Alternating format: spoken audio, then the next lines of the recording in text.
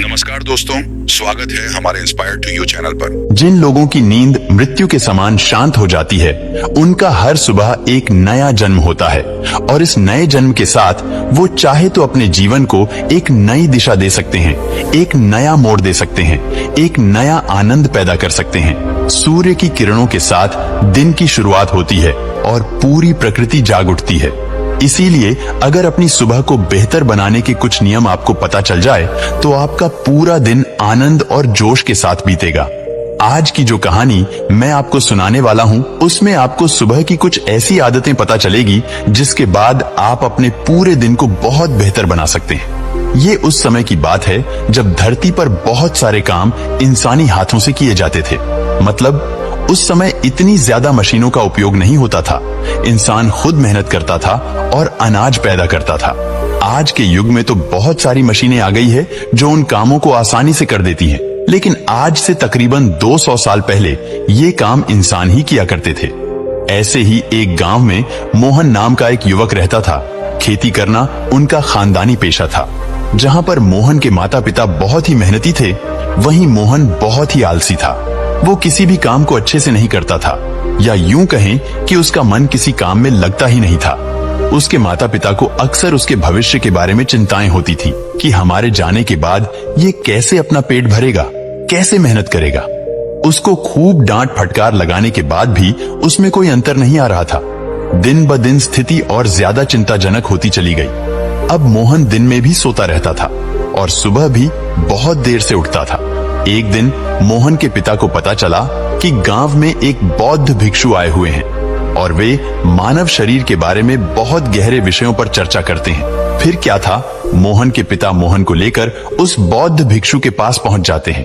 वहां पर पहुंचकर वह बौद्ध भिक्षु को प्रणाम करता है और कहता है कि हे महात्मन, ये मेरा 22 वर्षीय पुत्र मोहन है। मैंने सुना है कि आप शरीर संबंधी इलाज करते हैं।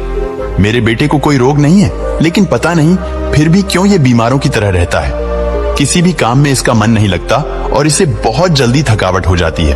कृपया करके मुझे बताइए कि अगर ये कोई रोग है तो मैं इसका क्या इलाज करूं। यह सुनकर वो बौद्ध भिक्षु उस युवक की नाड़ी की जांच करते हैं और उसके बाद उसके पिता से कहते हैं कि इस बच्चे को तो कोई भी रोग नहीं है, इसे केवल इसके आलस्य ने जकड़ा हुआ है। इसके बाद वह मोहन से पूछते हैं कि तुम सुबह कितने बजे उठते हो। यह सुनकर मोहन के पिता बीच में ही बोल उठते हैं कि महाशय, ये तो सुबह सूरज उगने के बाद तक सोता रहता है। उसके बाद वह बौद्ध भिक्षु पूछता है कि इतनी देर से उठने का कारण क्या है, क्या ये रात में देर से सोता है। इसका उत्तर देते हुए मोहन के पिता कहते हैं कि ये रात में देर तक पढ़ाई करता रहता है और इसकी वजह से सुबह जल्दी नहीं उठ पाता। यह सुनकर वह बौद्ध भिक्षु कहते हैं कि यही तो वो कारण है, यही तो जड़ है। मैं तुम्हें इसके लिए कुछ औषधियां नहीं दे सकता, लेकिन जो मैं कह रहा हूं, अगर तुम इसे 21 दिन तक अनुसरण करो तो मोहन, तुम्हारा जीवन जोश और उत्साह से भर जाएगा और काम में तुम्हारा मन लगेगा और तुम किसी भी काम को बहुत गहरी तरीके से कर पाओगे। इसके लिए तुम्हें सुबह की 5 आदतें अपनानी होंगी। आदतें अपनाना बहुत आसान होता है। शुरुआत में 1-2 दिन तकलीफ हो सकती है, लेकिन उसके बाद तुम्हें उसी में मजा आने लगेगा। सिर्फ शुरुआत के कुछ दिन कष्ट के सह लो, उसके बाद तुम्हारा जीवन ही बदल जाएगा। सुबह की उन 5 अनमोल आदतों की व्याख्या करते हुए उस बौद्ध भिक्षु ने कहा कि सुबह उठते ही सबसे पहले अपने आप के प्रति धन्यवाद व्यक्त करो। उस परमपिता परमेश्वर को धन्यवाद दो, क्योंकि उन्होंने इस प्रकृति के द्वारा तुम्हें इस शरीर का अनमोल तोहफा दिया है। हर इंसान को स्वस्थ शरीर तो तोहफे में नहीं मिलता। अगर तुम बाहर की दुनिया में देखो तो तुम्हें कितने ही विकलांग और कुरूप नजर आएंगे। इसीलिए हमारी सांसें अनमोल तोहफा होती है। पता नहीं कौन सी सांस कब अधूरी छूट जाए। इसीलिए इन सांसों में धन्यवाद का भाव प्रकट करें। इसके बाद खुले आकाश के नीचे आकर इस आसमान को, इन हवाओं को, इन पत्तियों को, इन सभी को धन्यवाद प्रकट करो। पंच तत्वों को छुओ और उनके प्रति अपना आभार व्यक्त करो। इससे तुम्हारा जुड़ाव इस प्रकृति के साथ बनेगा, जिससे तुम आनंद में पड़ जाओगे। इसके बाद अपने कमरे में झाड़ू जरूर लगाओ। इसका मतलब ये होता है कि सारी गंदगी अपने कमरे के बाहर, अपने दिमाग के बाहर कर रहे हो। और उसके बाद अपने कमरे में एक मिट्टी के दिए में एक तेल का दीपक जरूर जलाओ। इससे कमरे का वातावरण प्रकाशित हो उठता है। वातावरण में एक अद्भुत शांति छा जाती है। इस दौरान उस दीपक के सामने बैठकर आप अपने शरीर को छुओ, अपने बाल, अपने कान, अपनी आंखें, अपना मुंह जिससे हम मीठी वाणी बोल सकें, अपने कान जिससे हम शुभ वचन सुन सकें, इन सारे अंगों को छू छू कर उनके प्रति प्रेम का भाव अपने अंदर प्रकट करें।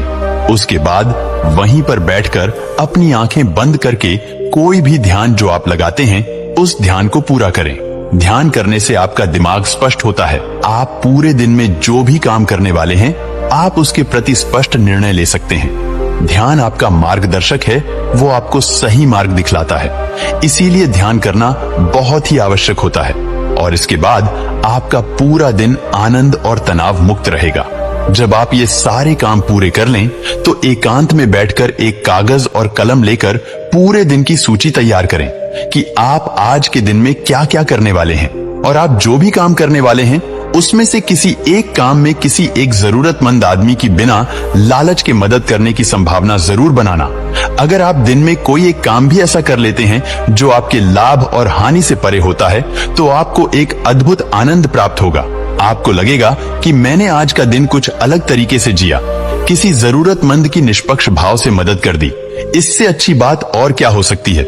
और जब आप ये विधि भी पूरी कर लें तो कोई भी प्रेरणादायक गीत जरूर गाएं अपनी आवाज में। आवाज चाहे बेसुरी हो या मीठी हो, लेकिन भाव सच्चा होना चाहिए, भाव प्रेरणादायक होना चाहिए, भाव संवेदनशील होना चाहिए। और जब आप ऐसा गीत गुनगुनाते हैं तो आप जोश और उत्साह से भर जाएंगे। पूरे दिन में काम करने के लिए ये गीत आपको ऊर्जा देगा। और ये सब करने के बाद आखिर में स्नान करके अपने ललाट के बीच एक चंदन का तिलक अवश्य करें। इससे आपका आज्ञा चक्र शीतल रहेगा। शीतलता आपके पूरे मस्तिष्क में फैल जाएगी और आप बहुत ही शीतल और आनंद का अनुभव कर पाएंगे। इतनी छोटी छोटी सी कला होती है जीवन जीने की। जो आदमी 21 दिन तक इस आदत को अपना लेगा उसका पूरा जीवन बदल जाएगा। उसके बाद उसे कोई काम जबरदस्ती नहीं करना पड़ेगा। जबरदस्ती अपने मन को उस काम में धकेलना नहीं पड़ेगा, बल्कि वो काम ही आपके लिए आनंद बन जाएगा। जीवन एक उत्सव बन जाएगा, जीवन एक जोश बन जाएगा, जीवन में संवेदना फिर से लौट आएगी। जरा सोचिए, जब हम बच्चे होते थे तो हमारे अंदर किसी भी नए काम को लेकर तरंगे उठने लग जाती थी, किसी भी काम में जोश और उत्साह डाल देते थे। आखिर आज वो सब क्यों नहीं होता है? क्योंकि इंसान ने अपने आप को ही जटिल बना लिया है। एक नए सवेरे की तरफ बढ़ते हैं। चलो बुढ़ापे से बचपन की ओर चलते हैं, उन उम्मीदों को फिर से जगाते हैं। चलो आज हम अपनी कब्र से उठ जाते हैं, खुद जीते हैं और दूसरों को भी जीना सिखलाते हैं। चलो आज हम जीवन को एक नई दिशा देते हैं। दोस्तों, आपने आज के इस वीडियो से क्या सीखा वो मुझे आप कमेंट में बता सकते हैं। तो इस वीडियो को उस इंसान को शेयर करें जिससे यह कहानी सुनने की जरूरत है और उसी के ठीक बाद चैनल को सब्सक्राइब करें। नमो बुद्धाय।